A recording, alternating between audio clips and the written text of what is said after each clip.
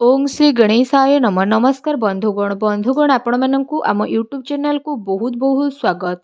जदि विशेष भाव में आम एठी कहिबा कि ए भिडियो रे आम विशेष रूप से आपण मानकु कहिबु आगामी ए 3 दिनर समय अवधि रे आपणक जीवन रे पूरा चार चांद लागिबाकु जाउछि।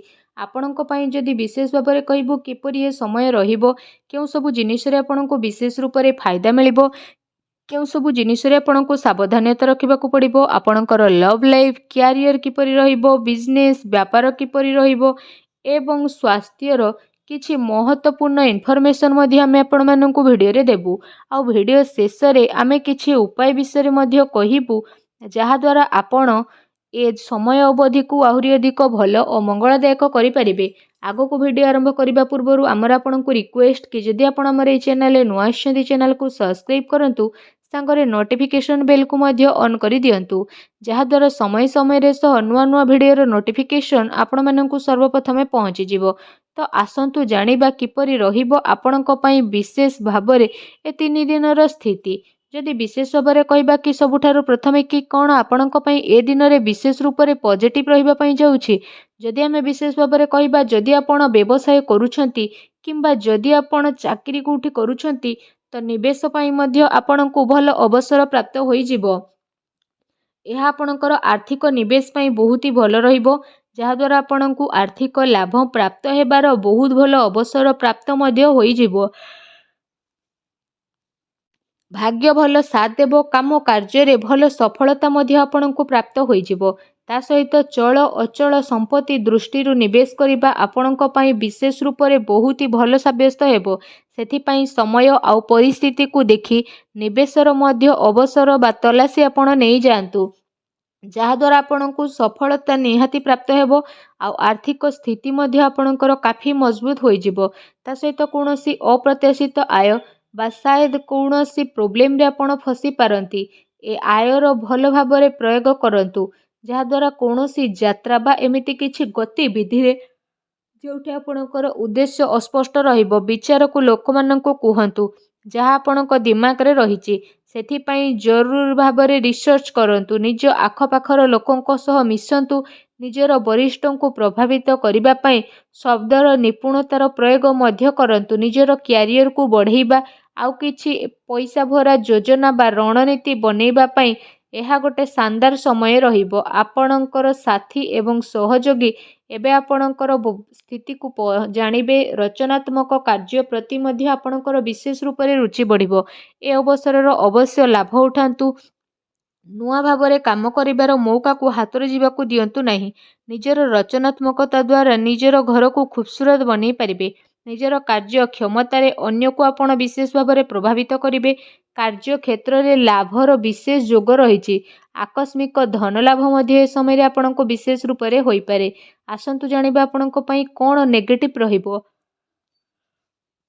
घरोई समस्या को दूर मध्य करिबे अन्यथा प्रोब्लेम आसीपारे निज कथार भरोसा करंतु घर परिवार सदस्यों उपरे भरोसा करंतु कौनसी अन्य व्यक्ति उपरे आदु भरोसा करंतु नहीं। अनावश्यक प्रोब्लेम उपजिबो। यह सहित पारिवारिक स्थिति आपणकर चिंतापूर्ण रहिबो जहा द्वारा घरे टिके छोट मोट प्रोब्लेम होई पारे।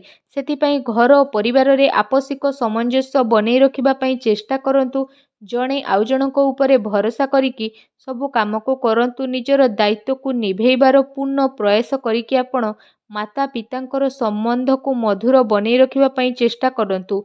एमिति व्यक्ति पाखकु जांतु जहांकु पाखकु जीवा जरूरत रहिछि जेमिति आपणकर भाई भौणी माता पिता बा पड़ोसी सेमानंकु शांति प्रदान करंतु। ए समय रे सांसारिक एवं व्यवहारिक मामला उपरे ध्यान केंद्रित करिबार नाही बरं निजर दृष्टिकोण को बदलैबा एवं नुआ विचार को भाबिबार समय आसीछि। बहुत सारा लोक आपण को नेकी आग को बढ़िबे एहा द्वारा अधिकतर समय मल्टीटास्किंग रे रहिबो बा से सबु की करंतु जहा आपण करूछंती आ आपण को शीघ्र ही सफलता मिलिबो। किछि नुकसान मध्य आपण को ए समय रे मिली पारे जहा आपण को परिवार को प्रभावित करिवो। आपण विचलित मध्य होई जिवे कार्यभार रो अधिकता कारणरू जरूरी कार्य को आपण समय रे सह पूरा करि परिबे नाही। सेथिपई क्रोधर अधिकता मध्य रहिबो। ନକାରାତ୍ମକ ବିଚାର ଠାରୁ ଦୂରେଇ ରୁହନ୍ତୁ ଏବଂ ଅଧିକାରୀଙ୍କ ଠାରୁ ବାଦ ବିବାଦ କରିବା ଠାରୁ ଦୂରେଇ ରୁହନ୍ତୁ। ଏହା ଆପଣଙ୍କ ପାଇଁ ଭଲ ରହିବ। ଆସନ୍ତୁ ଜାଣିବା ଏ ଟାଇମ୍ରେ ଆପଣଙ୍କର ଲଭ୍ ଲାଇଫ୍ କିପରି ରହିବ। ଆପଣଙ୍କୁ ଆପଣଙ୍କର ପ୍ରେମ ଜୀବନରେ ସମ୍ଭାଳିକି ଚାଲିବାର ଆବଶ୍ୟକତା ରହିଛି। କାରଣ ଛୋଟ ମୋଟ କଥା ବି ବଡ଼ ହୋଇପାରେ ଆଉ ତାର ପ୍ରଭାବ ଆପଣଙ୍କର ପ୍ରେମ ଜୀବନରେ ନକାରାତ୍ମକ ରୂପରେ ମଧ୍ୟ ଆସିପାରେ। ଆପଣଙ୍କର ପ୍ରେମ ପାଇବାର ଇଚ୍ଛା ମଧ୍ୟ ପୂରଣ ହେବ ଆଉ ସେ ବ୍ୟକ୍ତି ଆପଣଙ୍କ ଜୀବନରେ ଆସିବେ ଯିଏ ଆପଣଙ୍କୁ ଗୋଟେ ପ୍ରିୟତମ ରୂପରେ ପ୍ରେମ ପ୍ରଦାନ କରିବେ ଆଉ ଫ୍ରେଣ୍ଡସ୍ ରୂପରେ ଆପଣଙ୍କୁ ସାଥ ମଧ୍ୟ ପ୍ରଦାନ କରିବେ। ଏ ଟାଇମ୍ ଆପଣଙ୍କ ଲଭ୍ ଲାଇଫ୍ ପାଇଁ ବହୁତ ହି ଶାନଦାର ଆଉ ବହୁତ ହି ବେଷ୍ଟ ରହିବ। ପ୍ରତିଟି ସ୍ଥିତିରେ ନୂଆ ନୂଆ ମୌକା ଆପଣଙ୍କୁ କହିବାକୁ ଗଲେ ପ୍ରାପ୍ତ ହେବା ପାଇଁ ଯାଉଛି। ଏ ଦିନର ଆପଣଙ୍କୁ ଅବଶ୍ୟ ହିଁ ଲାଭ ଉଠେଇବାର ରହିଛି। ଯଦି କହିବା ଆପଣଙ୍କର ବ୍ୟବସାୟ କ୍ୟାରିୟର ବିଷୟରେ ତା ବିଶେଷ ଭାବରେ ବ୍ୟବସାୟ ଗତିବିଧି ଆପଣଙ୍କର ସଫଳ ହେବ।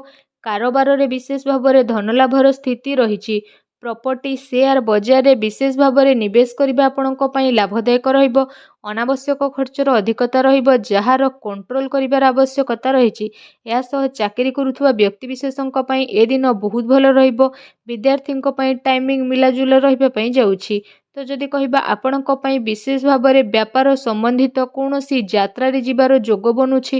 କୋର୍ଟ କଚେରୀ ସମ୍ବନ୍ଧିତ କୌଣସି ଭଲ ଖୁସି ଖବର ମଧ୍ୟ ଆପଣଙ୍କୁ ପ୍ରାପ୍ତ ହୋଇପାରେ। ଏହା ସହିତ ଯଦି କହିବା ଯେଉଁ ଲୋକମାନେ ସରକାରୀ କ୍ଷେତ୍ରରେ ଚାକିରି କରୁଛନ୍ତି ତ ସେମାନଙ୍କୁ ଶୀଘ୍ର ହିଁ ସରକାରୀ ସୁଖ ପ୍ରାପ୍ତ ହେବ। ଆପଣଙ୍କର ଆମଦାନୀରେ ବହୁତ ଭଲ ବୃଦ୍ଧି ମଧ୍ୟ ଆଗକୁ ଆସୁଥିବା ଟାଇମ୍ରେ ଦେଖିବା ପାଇଁ ମିଳିବ।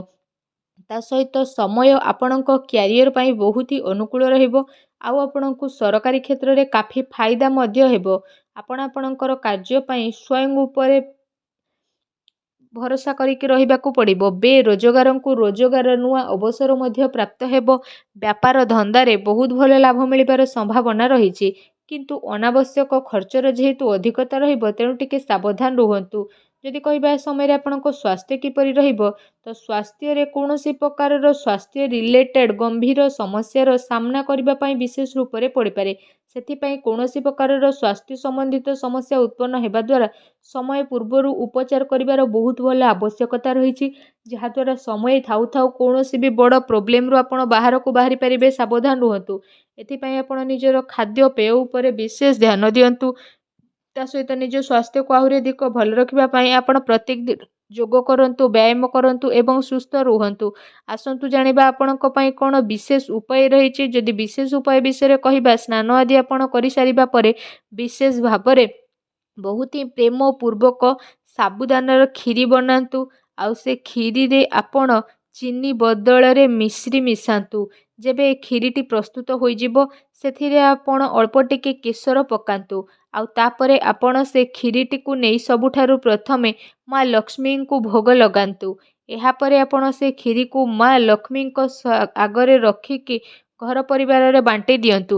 ଏପରି କରିବା ଦ୍ୱାରା ମା ଲକ୍ଷ୍ମୀ ବହୁତ ଅଧିକ ପ୍ରସନ୍ନ ହେବେ ଏବଂ ଆପଣଙ୍କର ସବୁ କଷ୍ଟକୁ ଦୂର କରିବେ। ଯାହା ବି ଆପଣଙ୍କ ଜୀବନରେ ପ୍ରୋବ୍ଲେମ୍ ଚାଲିଛି ସବୁ ଦୂର ହେବ।